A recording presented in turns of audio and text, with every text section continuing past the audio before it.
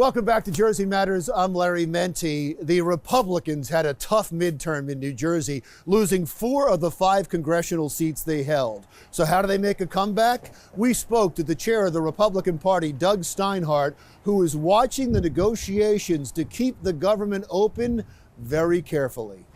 You know, the longer that it drags on, the more frustrated people become with government in general. I think the more you see residual impacts sort of starting to reach down to even lower level elections. And there's blame. The blame is important at this point. Who gets blamed is important, right? Well, I'm not suggesting.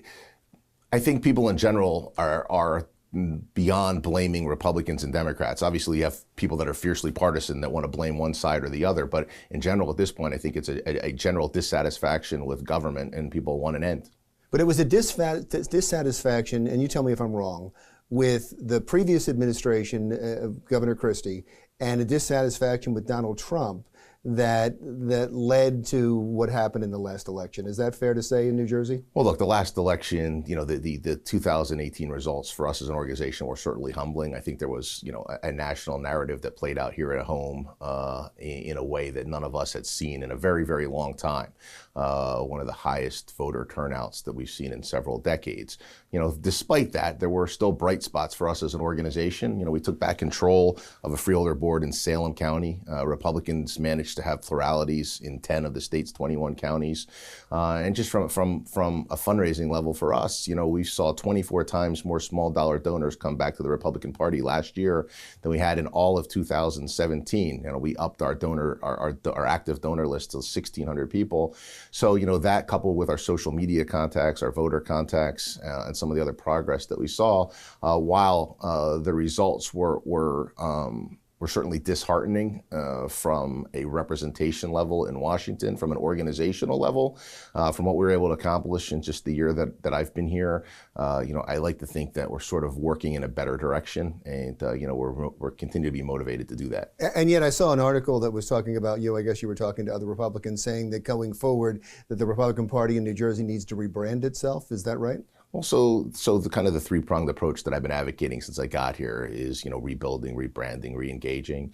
And, I'm not talking about necessarily reinventing yourself. Our base is what our base is. Our grassroots are who our grassroots are. And we have some great elected officials in this state. But, I'm talking about going back, reaching back to folks that have, I think, felt disenfranchised for a long time from both political parties. There are a growing number of people that I think are unhappy with both political parties. And, we are looking as an organization to offer them a home. Sometimes you have to look to see what the other side did. And the other side in the 2018 election, we're able to find some pretty good candidates that they brought in. It seemed like they didn't even live here. They brought them up from Washington to run in New Jersey. And it worked. Who are the candidates for the Republican Party? Who are the next rising stars? Have you already started recruiting? Yeah, so we're always actively recruiting, and we're not one, or I'm not one as a state chairman or a state organization to really weigh into the primary contests. But look, my goal is to pitch a big tent. We're trying to attract as many like-minded people as we can to let them know that there's an organization that will support them. So we're always actively mining candidates, and we continue to do that. We'll continue to do that leading into the 2019 legislative races. Let's talk about a couple of people that ran in the last couple of elections, and you tell me what you see their future is going forward. Kim Guadagno. There's talk that she might run for the Assembly, or that she's being recruited to run for the Assembly. We talked to her recently, and she talked about running again for governor. Does she still have a future with the Republican Party? Look, the lieutenant governor continues to stay actively involved. She has a good following.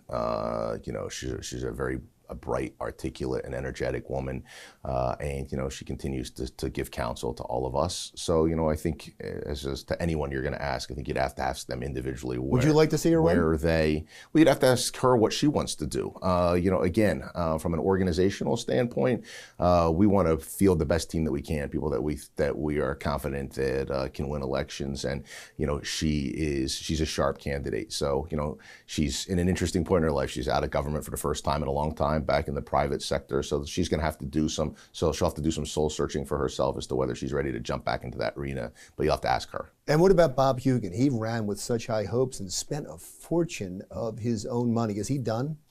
I talked to Bob periodically. We talked earlier this week. Again, you'd have to ask him whether he's done. I don't think the answer to that is yes. I think he wants to stay active. He wants to stay involved. As he indicated the other day, he learned a lot from the process. Is proud of the race that he ran, and he did run a good, strong race. And I think that he will continue to share with us some of the lessons that he learned being a statewide candidate this past year, and continue to be a valuable asset to us as an organization. Well, we've been talking about some of the national races, except for Kim Guadagno. We'll get to some of the local politics when we return with Doug Steinhardt, the chair of the Republican Party in New Jersey, as Jersey Matters continues right after this.